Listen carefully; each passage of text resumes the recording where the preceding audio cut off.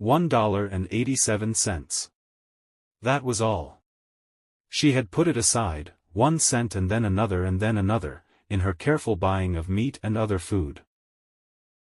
Della counted it 3 times. $1.87.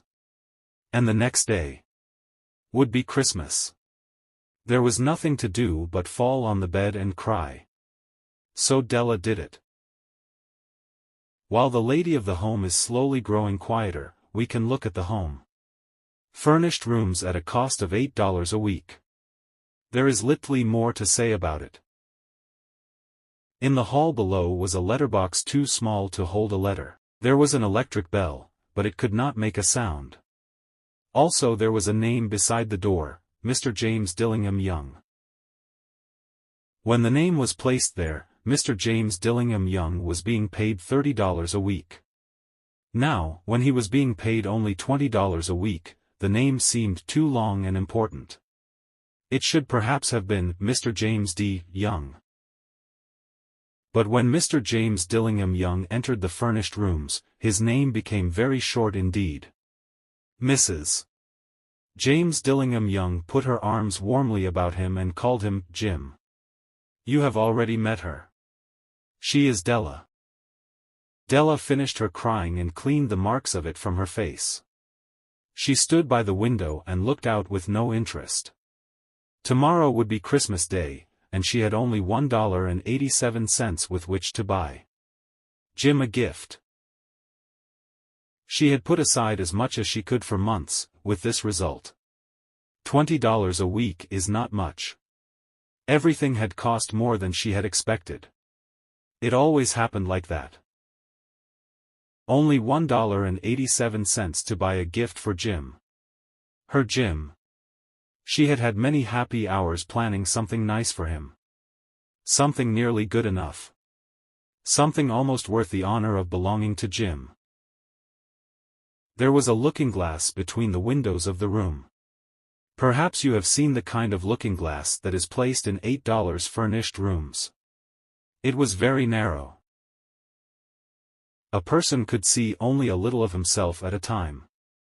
However, if he was very thin and moved very quickly, he might be able to get a good view of himself. Della, being quite thin, had mastered this art. Suddenly she turned from the window and stood before the glass. Her eyes were shining brightly, but her face had lost its color. Quickly she pulled down her hair and let it fall to its complete length. The James Dillingham Youngs were very proud of 2 things which they owned. One thing was Jim's gold watch. It had once belonged to his father. And, long ago, it had belonged to his father's father. The other thing was Della's hair. If a queen had lived in the rooms near theirs, Della would have washed and dried her hair where the queen could see it. Della knew her hair was more beautiful than any queen's jewels and gifts. If a king had lived in the same house, with all his riches, Jim would have looked at his watch every time they met. Jim knew that no king had anything so valuable. So now Della's beautiful hair fell about her, shining like a falling stream of brown water. It reached below her knee. It almost made itself into a dress for her, and then she put it up on her head again, nervously and quickly. Once she stopped for a moment and stood still while a tear or 2 ran down her face. She put on her old brown coat. She put on her old brown hat. With the bright light still in her eyes, she moved quickly out the door and down to the street. Where she stopped, the sign said, Mrs. Sofronie. Hair articles of all kinds. Up to the 2nd floor Della ran, and stopped to get her breath. Mrs. Sofronie, large, too white, cold-eyed, looked at her. Will you buy my hair? Asked Della. I buy hair, said Mrs. Sofronie. Take your hat off and let me look at it. Down fell the brown waterfall. $20, said Mrs. Sofronie, lifting the hair to feel its weight. Give it to me quick, said Della. Oh, and the next 2 hours seemed to fly. She was going from one shop to another, to find a gift for Jim. She found it at last. It surely had been made for Jim and no one else. There was no other like it in any of the shops, and she had looked in every shop in the city.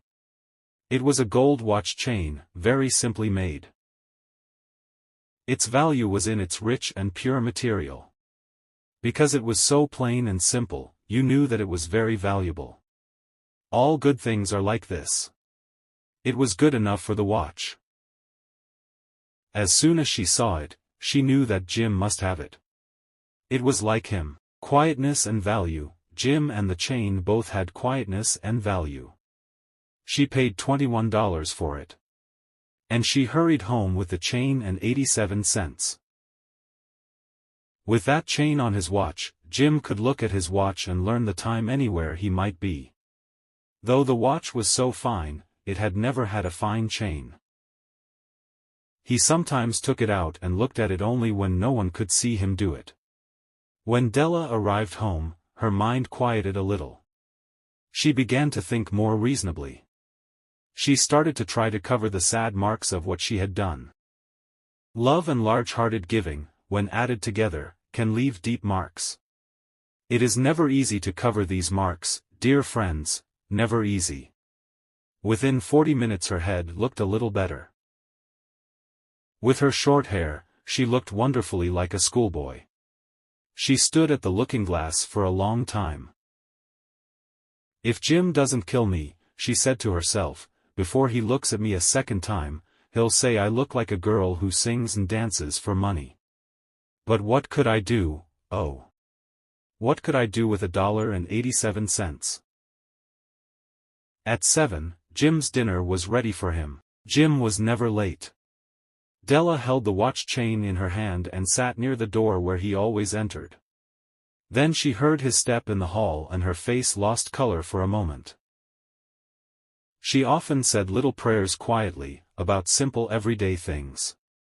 And now she said, "Please God, make him think I'm still pretty." The door opened and Jim stepped in. He looked very thin and he was not smiling. Poor fellow, he was only 22, and with a family to take care of. He needed a new coat and he had nothing to cover his cold hands. Jim stopped inside the door. He was as quiet as a hunting dog when it is near a bird. His eyes looked strangely at Della, and there was an expression in them that she could not understand. It filled her with fear. It was not anger, nor surprise, nor anything she had been ready for. He simply looked at her with that strange expression on his face. Della went to him. "Jim, dear," she cried, "don't look at me like that. I had my hair cut off and sold it. I couldn't live through Christmas without giving you a gift. My hair will grow again. You won't care, will you? My hair grows very fast. It's Christmas, Jim. Let's be happy. You don't know what a beautiful nice gift I got for you." "You've cut off your hair?" asked Jim slowly. He seemed to labor to understand what had happened. He seemed not to feel sure he knew. "Cut it off and sold it," said Della. "Don't you like me now? I'm me, Jim. I'm the same without my hair." Jim looked around the room. "You say your hair is gone," he said. "You don't have to look for it," said Della.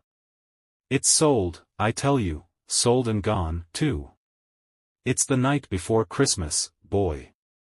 Be good to me, because I sold it for you. Maybe the hairs of my head could be counted," she said, "but no one could ever count my love for you. Shall we eat dinner, Jim?" Jim put his arms around his Della. "For 10 seconds let us look in another direction. $8 a week or $1 million a year, how different are they? Someone may give you an answer, but it will be wrong. The Magi brought valuable gifts, but that was not among them. My meaning will be explained soon." From inside the coat, Jim took something tied in paper. He threw it upon the table. "I want you to understand me, Dell," he said. "Nothing like a haircut could make me love you any less. But if you'll open that, you may know what I felt when I came in. White fingers pulled off the paper. And then a cry of joy, and then a change to tears. For there lay the combs that Della had seen in a shop window and loved for a long time. Beautiful combs, with jewels, perfect for her beautiful hair. She had known they cost too much for her to buy them. She had looked at them without the least hope of owning them. And now they were hers, but her hair was gone. But she held them to her heart, and at last was able to look up and say, "My hair grows so fast, Jim." And then she jumped up and cried, "Oh, oh." Jim had not yet seen his beautiful gift. She held it out to him in her open hand. The gold seemed to shine softly as if with her own warm and loving spirit. "Isn't it perfect, Jim? I hunted all over town to find it. You'll have to look at your watch 100 times a day now. Give me your watch. I want to see how they look together." Jim sat down and smiled. "Della," said he, "let's put our Christmas gifts away and keep them a while. They're too nice to use now. I sold the watch to get the money to buy the combs. And now I think we should have our dinner." The Magi, as you know, were wise men, wonderfully wise men, who brought gifts to the newborn Christ child. They were the first to give Christmas gifts. Being wise, their gifts were doubtless wise ones. And here I have told you the story of two children who were not wise. Each sold the most valuable thing he owned in order to buy a gift for the other. But let me speak a last word to the wise of these days. Of all who give gifts, these two were the most wise. Of all who give and receive gifts, such as they are the most wise. Everywhere they are the wise ones. They are the Magi.